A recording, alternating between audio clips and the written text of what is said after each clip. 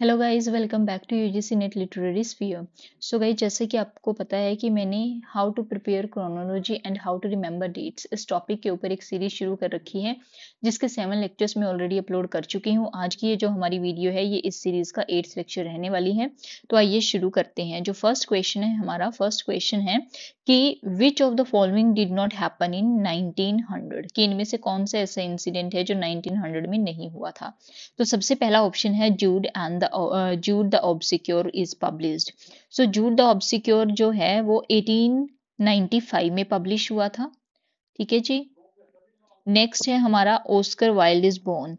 जो Oscar Wilde है वह 1854 में बोर्न हुए थे और इनकी डेथ 1900 में हुई थी। बट जब यहाँ पे हमें पूछा गया बोर्न, तो बोर्न हुए थे 1854, तो इसलिए ये भी ऑप्शन हमारा रॉन्ग हो जाएगा। देन हमारा है the interpretation of dreams is published.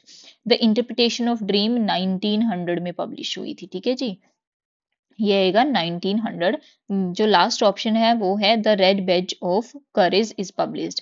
The red Baij of courage जो था ये 1895 में पब्लिश हुआ है। ठीक है जी, ये कब पब्लिश हुआ था? 1895 में। तो यहाँ पर हमें पूछा गया है कि इनमें से कौन सा ऐसा इंसिडेंट है जो 1900 में हुआ था। तो 1900 में सिर्फ हुआ था C, option C, the interpretation of dream. ठीक है जी। सॉरी, यहाँ पूछा गया कि कौन सा इनमें से नहीं हुआ था। तो इनमें से सिर्फ सी ऑप्शन है जो 1900 में हुआ था। बाकी के जितने ऑप्शन हैं ए, बी एंड डी, ये इसका राइट आंसर हो जाएंगे, क्योंकि ये 3 ऑप्शन ऐसे हैं जो कि 1900 में नहीं हुए थे। नेक्स्ट क्वेश्चन की तरफ मूव करते हैं। Which of the following were born in the same year, कि इनमें से कौन से ऐसे राइटर्स हैं जो सेम ईयर में बोर्न हुए थे। तो सबसे पहले हैं हमारे जोसेफ कॉनरेड। जो जोसेफ कॉनरेड हैं वो 1857 में बोर्न हुए थे। देन उसके बाद है रॉबर्ट ब्रिजेस। जो रॉबर्ट ब्रिजेस हैं वह 1844 में बोर्न हुए थे। देन हमारे पास है रॉबर्ट ग्रेव्स। जो रॉबर्ट ग्रेव्स हैं वह 1895 में पब्लिश हुए बोर्न हुए थे।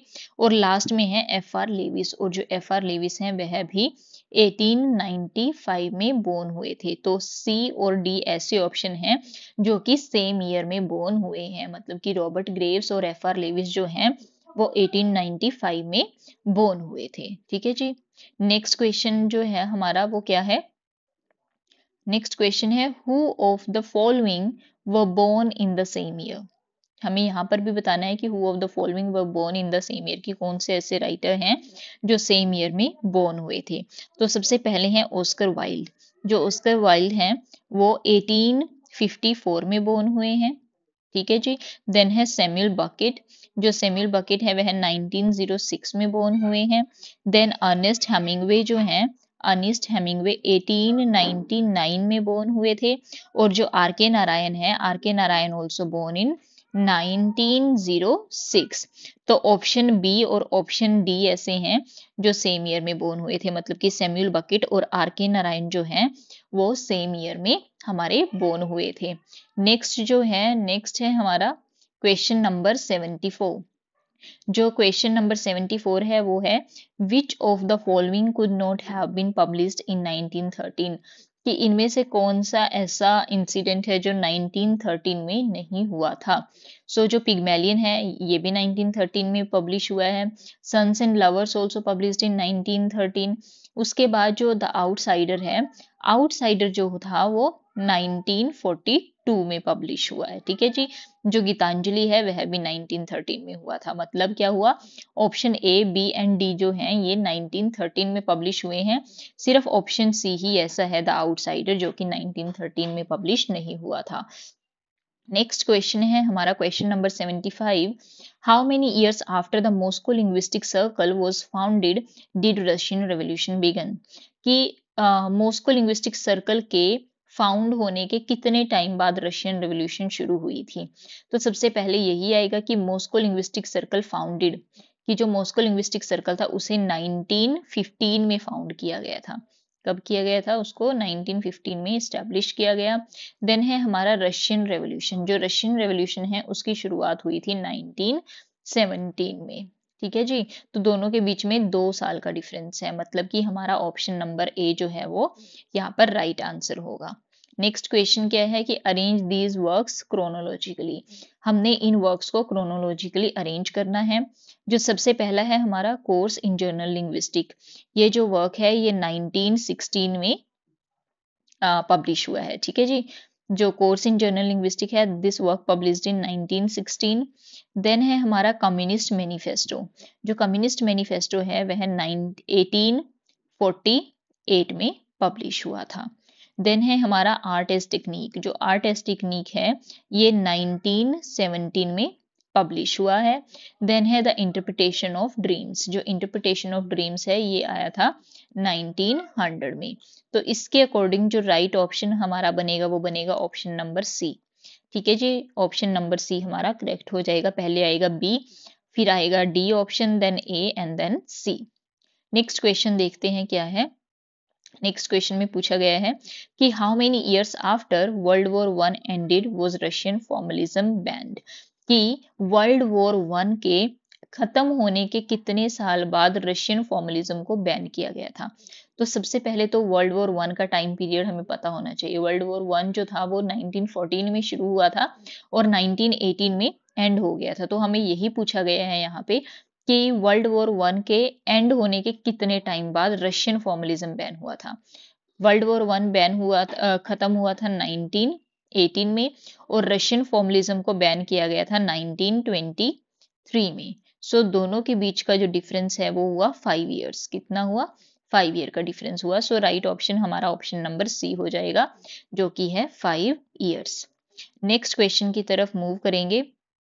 नेक्स्ट क्वेश्चन है हमारा कि how many years after a course in journal linguistic was I.A. Richards Principle of Literary Criticism published?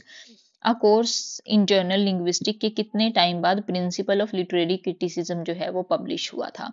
So a course in journal linguistic जो है वह 1916 में पब्लिश हुआ था जी। ये किसका वर्क है? शोशोर का वर्क है। ठीक है जी, किसका है? शोशोर का वर्क है।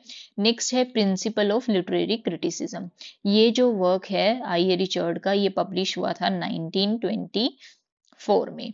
सो इन दोनों के बीच का डिफरेंस हमें बताना है। दोनों के बीच का डिफरेंस हुआ 8 इयर्स। तो हमारे पास ऑप्शन डी जो है, लास्ट ऑप्शन जो है वो राइट हो जाएगा। नेक्स्ट क्वेश्चन देखते हैं क्या है।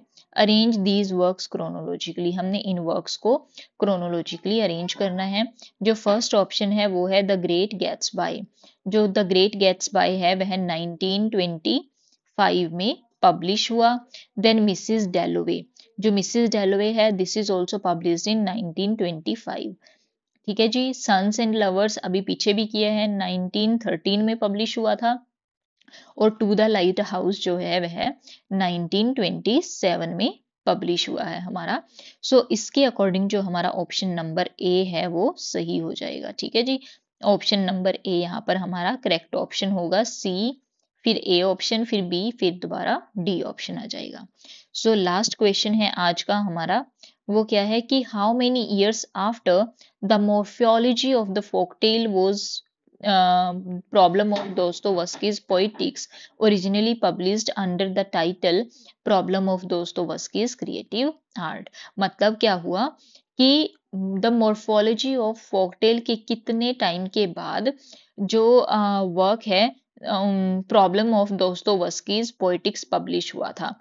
तो सबसे पहले तो ये बता दूं कि जो प्रॉब्लम ऑफ दोस्तोवस्कीज पोएटिक्स है उसका जो ओरिजिनल टाइटल है वो क्या है? प्रॉब्लम ऑफ दोस्तोवस्कीज क्रिएटिव आर्ट, ये इसका ओरिजिनल टाइटल है। तो हमें बताना है कि मॉर्फोलॉजी ऑफ फोकटेल के कितने टाइम बाद ये पब्लिश हुआ था। सो सबसे पहले तो ये पता होना चाहिए कि जो मॉर्फोलॉजी ऑफ फोकटेल है वो पब्लिश हुआ था 1928 में। ठीक है जी, मॉर्फोलॉजी ऑफ फोकटेल पब्लिश हुआ 1928 में। और प्रॉब्लम ऑफ दोस्तोवस्कीज पोएटिक्स, ये जो वर्क है ये 1929 में पब्लिश हुआ था। कब हुआ था? 1929 में। और बाद में एक बार दोबारा इसको पब्लिश किया गया था 1963 में जाकर। पहले ये वर्क पब्लिश हुआ 1929 और बाद में 1963 में पब्लिश हुआ है। तो हम कंसीडर करेंगे 1929 जब ये पहली बार पब्लिश किया गया था। तो दोनों के बीच का डिफरेंस मॉर्फोलॉजी ऑफ फोकटेल 1928 और प्रॉब्लम ऑफ दोस्तोवस्कीज पोएटिक्स ही पोइटिक्स 1929, दोनों के बीच का डिफरेंस हुआ 1 ईयर।